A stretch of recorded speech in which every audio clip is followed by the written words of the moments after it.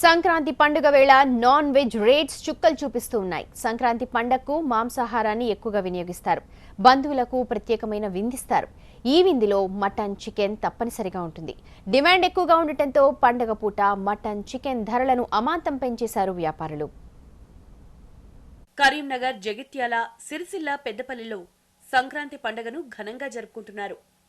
సంక్రాంతి పండగకు సహజంగానే non veg వంటకాలు తయారు చేస్తారు.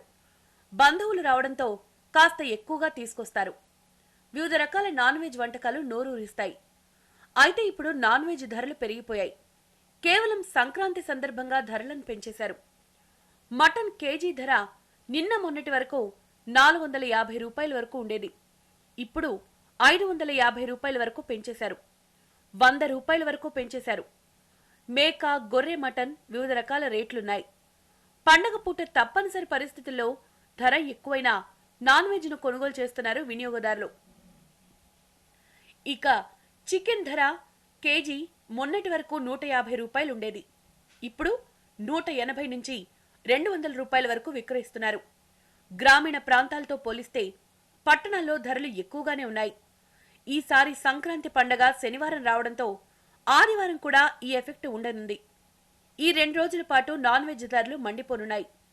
అన్ని మటన్, చికెన్ సెంటర్ల దగ్గర ఉదయం నుంచే వినియోగదారులు పెద్ద ఎత్తున నిలబడ్డారు. మొత్తానికి సంక్రాంతి సందర్భంగా నాన్ వెజ్ రేట్లను ఒకేసారి పెంచేశారు వ్యాపారులు. మరి మన మార్కెట్లో చూసినట్లయితే తెలంగాణ ప్రజలకు ఇష్టమైన మరి చికెన్ కానీ మటన్ కానీ గతంలో ఉన్న రేట్లు ఏదైతే చికెన్ ధర 100 రూపాయలు ఉండేది, మరి ఇప్పుడు 160 రూపాయలు 170 రూపాయలు అమ్ముతున్నారు. మరి అదేవిధంగా మటన్ కూడా 400 రూపాయలు అమ్మేది ఇప్పుడు 550 రూపాయలు 600 రూపాయలు మార్కెట్లో అమ్మడం జరుగుతుంది. మరి ప్రజలకు అత్యంత ప్రీతిపాత్రమైన ఈ మాంసాహారాలు మరి ధరలు విపరీతంగా పెరగడం వల్ల ప్రజలు తీవ్రంగా ఇబ్బంది పడుతున్నారు.